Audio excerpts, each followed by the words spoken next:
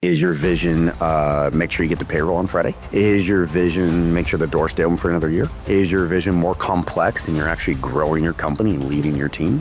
Is your vision a 10-year plan and you have a 3-year goal and you have a 1-year plan towards that 10-year vision? Those different things are things you have to ask yourself.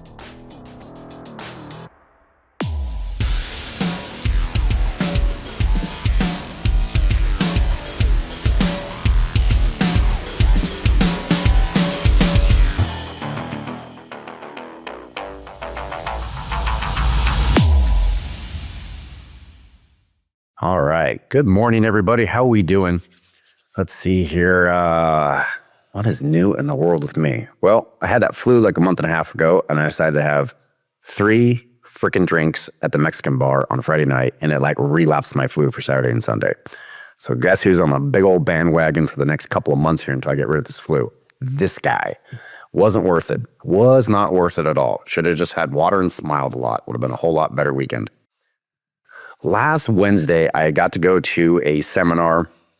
It was put on by my bank, and I love my bank because it's a commercial business bank. It's a local bank here in San Diego, but man, they're monsters. Really big in the San Diego County. And what I like about this bank is that not only does the banking, but every month or two, they have a seminar webinar where they talk about something that is a game changer for businesses and how we can learn from it. Went to the seminar. It was talking about software. So I was like, oh, cool. What software systems does this bank use? And I thought I'd, learn something since I'm in the software world. Had nothing to do with software. That's just me reading into something that wasn't there. But what it was a type of system that helps your company get to where your company needs to go. Now, I laugh about that because we have, SquareCoil, which is an organizational software system. And then there are other softwares that are out there that help you get to your vision. So my question is to you guys is, what is your vision? Is your vision make sure you get the payroll on Friday? Is your vision make sure the doors stay open for another year? Is your vision more complex and you're actually growing your company and leading your team? Is your vision a 10-year plan?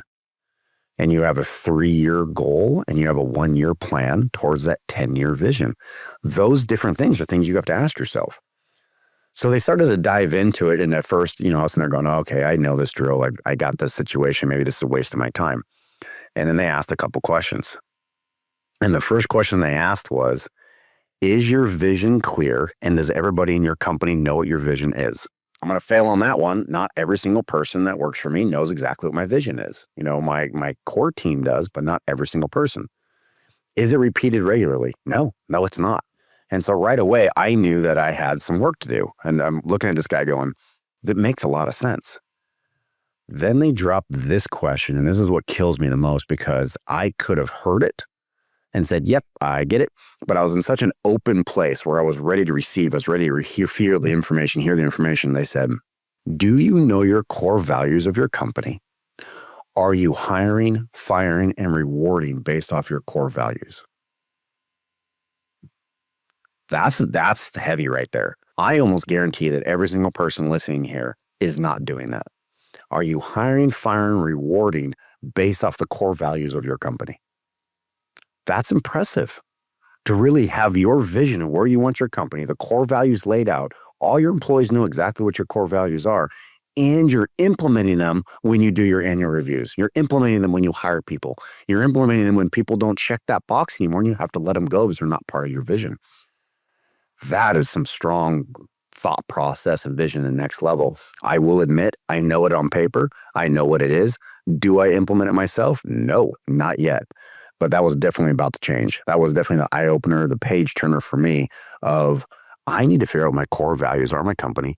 I need to make sure every single person knows them. I need to tell them that this is how we're going to live our life through these core values when you're here at the company. And because of these core values, this is where my vision is going to go, and that's where the place is going to be. Just want to take a moment to talk about SquareCoil here. SquareCoil has been powering the signage industry since 2011, and we're only growing bigger and better and stronger every single day. Some of the latest updates have just made my life a lot easier. I'm sure it's going to make your life a lot easier. So if you haven't checked us out, go ahead and get on our website, squarecoil.com, take a look.